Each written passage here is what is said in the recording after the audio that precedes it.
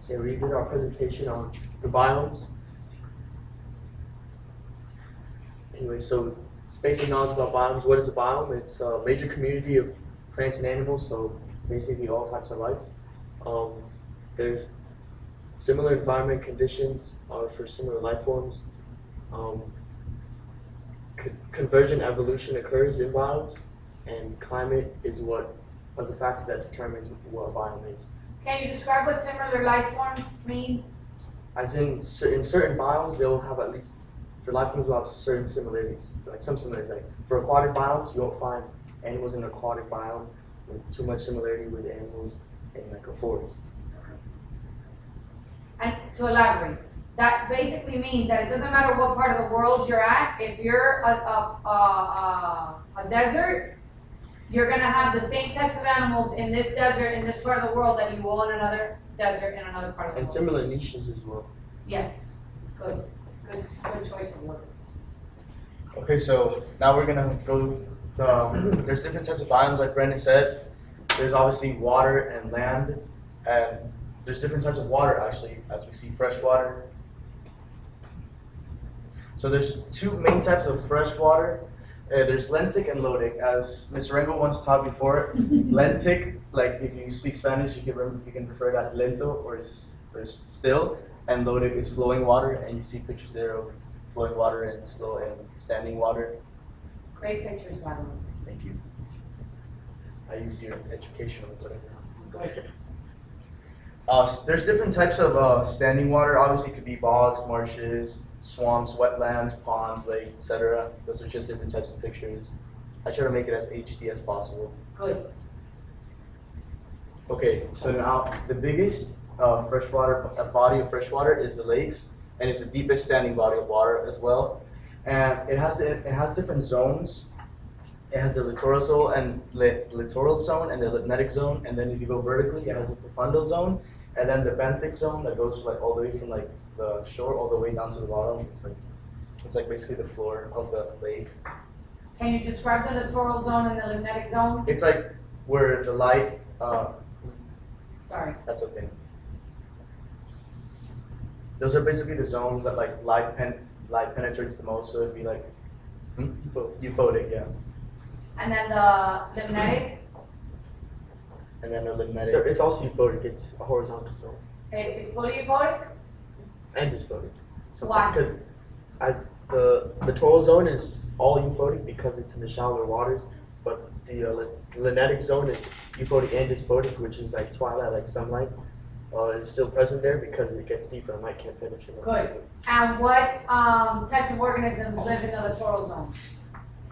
Probably smaller organisms and specific niches because they're closer to the wetlands with the grass. So organisms that can survive both like terrestrial and aquatic conditions, Yeah. because sometimes the conditions are shallow, so they live in that type of scenario. And particularly also small animals, because like let's say like more in the profundal zone, there'd be bigger fish. So let's say like a very small fish were to live like all the way down the bottom, it'd be easier for it to get eaten. So it's adapting a bit. Where would you find photosynthetic organisms? In the littoral. In the littoral zone? How about the limnetic?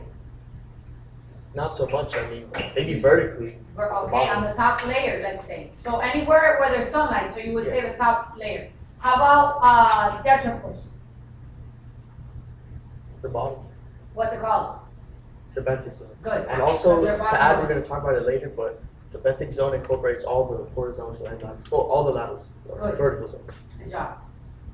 Okay, so there's different types of lakes actually. Like if you classify them as nutrient rich, there's oligotrophic, eutrophic, and mesotrophic, and I explain them more in depth if we get to the next slide. Let's just put the pictures. The oligotrophic lake, it actually has low levels of nutrients, which is why it's the one that looks like more green. It doesn't look like as pretty. Then the mesotrophic lake, think M for middle, like it's not too many nutrients, but it's not too little nutrients. And then the eutrophic is obviously the high levels of nutrients, so it's gonna look like the clearer and like prettier, I guess. And another fact is that cultural eutrophication actually leaves a hyper-eutrophic lake, which is like extra nutrients, and AKA, like I said, excessive runoff from agricultural activity. And they can have like too many nutrients that certain animals that maybe lived there before wouldn't be able to because of high concentrations in certain. So you said it backwards, just so you know. An oligotrophic lake is actually clear. Oh. The lack of nutrients, I know, makes it seem like the water would not be as pretty, but the nutrients that they're referencing are nutrients in excess. So by excess nutrients, remember you're always gonna have growth of algae, and the growth of algae is what causes the green coloring or the lack of sunlight penetration, okay? So I'm gonna just re-reference that. Oligotrophic, low levels of nutrients, clear, like almost crystal clear water. Mesotrophic in the middle, you don't really have so much to worry about, but you're gonna start seeing some sort of plant growth. Eutrophic, which is a naturally occurring situation through runoff, nitrogen, phosphorus enters the lake. But culturally means we've added so much of that fertilizer and so much nitrogen that there's cultural eutrophication, which leads to the hypereutrophic lake. Okay, so excess nutrients, not clear, and very cloudy. So threats now to freshwater. Overfishing is an extremely big threat, as well as bottom trawling, pirate fishing, and fish farming, because like it affects like biodiversity, like especially fish farms. It also leads to a lot of spread of diseases, which is why it also leads to loss of biodiversity because fish are dying and stuff. Next. What else is linked to fish farms and loss of biodiversity? What's linked to fish Besides farming? disease. Besides, Why? Why do fish farms and biodiversity have such a strong Well, because correlation? there's not that much room to have genetic diversity because it's all from the same types of fish. Yeah. And if a disease, That's exactly comes why. through. They genetically, or they choose organisms to breed, so they're limiting variation, and that's like they lost. might be the best organisms for what you want, but if a disease comes through, or they might not be able to be in that type of environment to Good, then because they'll all die. as she said, genetic variety or variation is the key to evolution or survival, so good.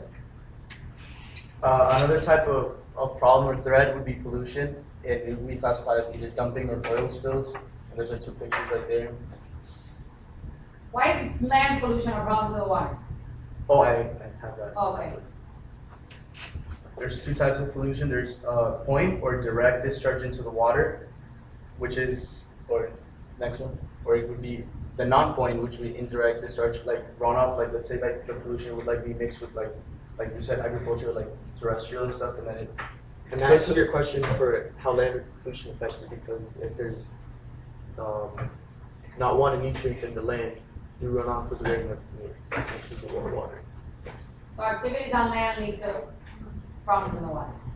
So coastal development is also a big problem because it's like construction taking place close to a body of water. So like this leads to erosion, pollution, habitat destruction, as because like with all the construction workers coming in, the big vehicles and stuff, destroys the little habitats or maybe some organisms that live close to it like get affected by it.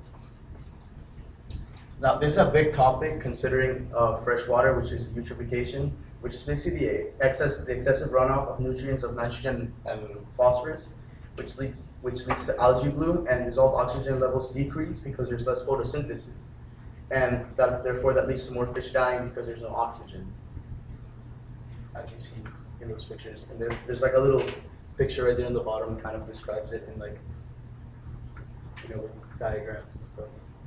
So the reason, do you know why the reason there's less photosynthesis Well, with the with the eutrophication and the algae bloom? one of the reasons that could contribute to that is the excess algae will die when they rise to the top. Not as much light comes in, and then there's less photosynthesis. Okay, that's one. What's the other one? There's so much algae that what happens? Did you already say that there's no oxygen? Oh. What leads to the lack of oxygen? Algae dies because they're overpopulated. And the organism that breaks down the algae is a decomposer that requires excessive oxygen. So they're oxygen demanding bacteria. So that's the reason for the lack of oxygen. Okay? Is that because they're on the bottom that No, use like oxygen in other for words, their you've got all this layer of algae and there's so much algae, that's what the bloom is called, that they're overpopulated. So their resources are limited. So eventually the algae die. The algae, when you die, you decompose, and the decomposers are oxygen-demanding bacteria. So they lower the levels of oxygen. Climate change. So I just want to interject here, that you're talking about problems associated with the full marine, aquatic biome. It could be marine or fresh. Okay, because you talk about freshwater, Yeah. and these are problems associated with both. Yeah, but Okay. it's like, it's linked to freshwater. It's like the middle. Yeah. Okay. So climate change, of course, like I know I said this word like a bunch of times, big problem, but all threats are big problems. But this one again, because it's the humans that we control the climate, and it's affecting all the animals. Because as you see, the polar bears, the ice caps are melting, and they're losing like their land and stuff. And again, I stole that picture from Miss Orango because like I really think it's like it speaks for itself. The climate change can be really annoying, and also it leads to coral bleaching as well.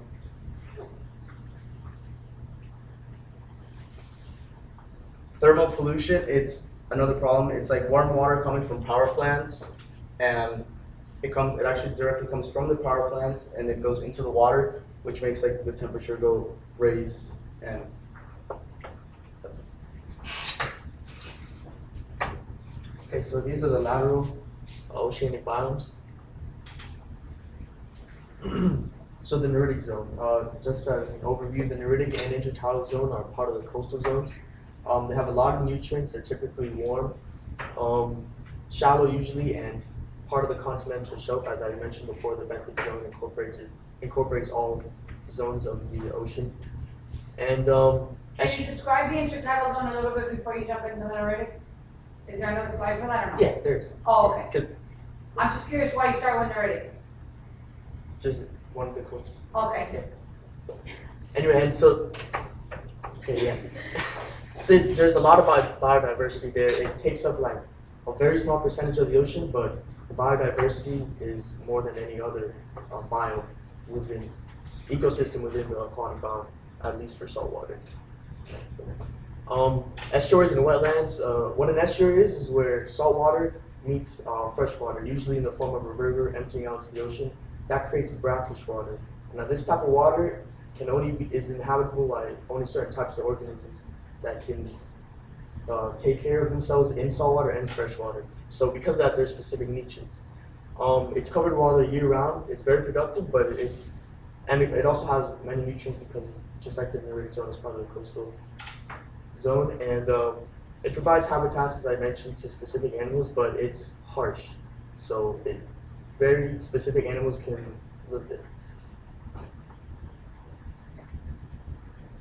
Yeah, and so the intertidal zone is the area of the shoreline between low and high tide. As I said before, has harsh conditions, and salinity is a factor. And there are these barrier beaches where it's like like little puddles of water in the intertidal zone where it's like a whole ecosystem to itself. And these animals have to be able to have the ability to hold on to the rocks and whatnot to withstand the shores hitting on them a lot. But anyway, so yeah, and the problem with that could be that when we affect these little barrier beaches where these animals have their own little ecosystem and the puddles in the shallow water, it can lose a high percentage of those specific organisms that are only found in those certain areas. So it's not like other organisms like normal fish and whatever that are spread out across the whole entire ocean. Disrupting these specific ecosystems could have a much larger effect. So yeah, those are just examples of things that are part of the intertidal zone: river mouths, inlets, bays, salt marshes, mangrove forest, seagrass beds, and they also stabilize shores. Intertidal zone. And again, coral reefs are known as rainforests of the sea because of high biodiversity. And just like the rainforest on land, it takes up a small percentage of the earth, but has most of the biodiversity.